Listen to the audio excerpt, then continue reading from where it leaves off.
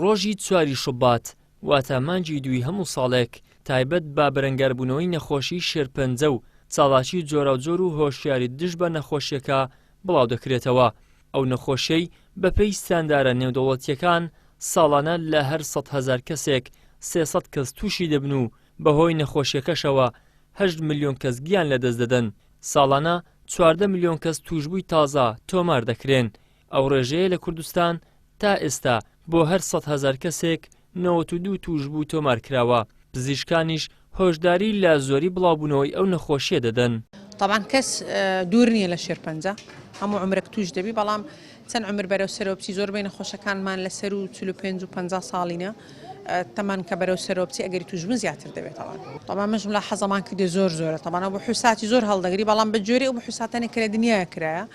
ئەمە ڕوون بوویتەوە کە هەرچەندە مجتەمع ینی بەرەو پێشەوە دەچی لە ناحیە مادی، یعنی پێی دەگوترێ مۆدرنایزیشن، یعنی بەرەو ئەوی دەچی کە بە پێیان نەڕوا سیارەی لێ خوڕی، بەرەو ئەوی دەچی ئیشەکان زیاتر بە دانیشتن بن نەک بەڕۆیشتن، بەرەو ئەوی دەچی زیاتر ڕووی لە تەکنەلۆجیانێک لە کۆمەڵگا، یعنی ئەوانە هەمووی دەبێت هۆیەوە کە ئینسانەکی بێ حرەکەت توش دەبی.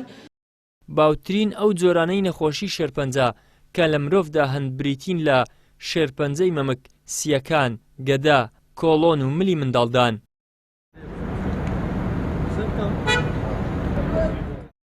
یەکێک لە توشبووانی شێرپەنجە دوای چاکبوونەوەی قسە بۆ پێیان دەکات و دەڵێت جێبەجێکردنی ڕێنمایە پزیشکیەکان و معنەویاتی بەرز هۆکاری سەرەکی بوون بۆ دەربازبوونم لەو نەخۆشیە. وەڵاهی زۆر بەباشی ئەوە جار بە پشتیوانی خوای گەورە دوای شێوەیەکی زۆر جوان متابعی نەخۆشیەکەی خۆم دەکرد، حەسەب موعیدەکانی دەدامێ هاچۆم دەکرد، زۆر پابەندە بووم بە کاتەکانی، هەر ڕێنمایەکی دەدامێ دکتۆر جێبەجێم دەکرد بە شێوەیەکی زۆر جوان. بەخوای زۆر زەڕوریە بە معنەویاتەوە تەعامل لەگە ئەو نەخۆشیە بکەیت کە نەما هیچ شتێک ڕوونێ داوە، ئەتیادی معاملەی ڕۆژانی خۆت دەکەی، ئیشوکاری خۆت دەکەی، هەوی دەکەن خواشات دیار خۆشاتیە، زۆر ئەتیادیە دەبی بە دڵێکی زۆر فراوانە وەری بگری.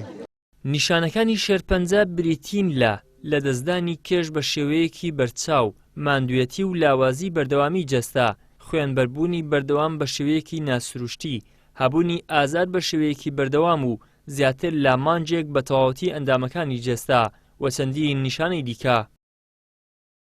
ئیدریس محەممەد، کەناڵی ئاسمانی پەیام، هەولێر.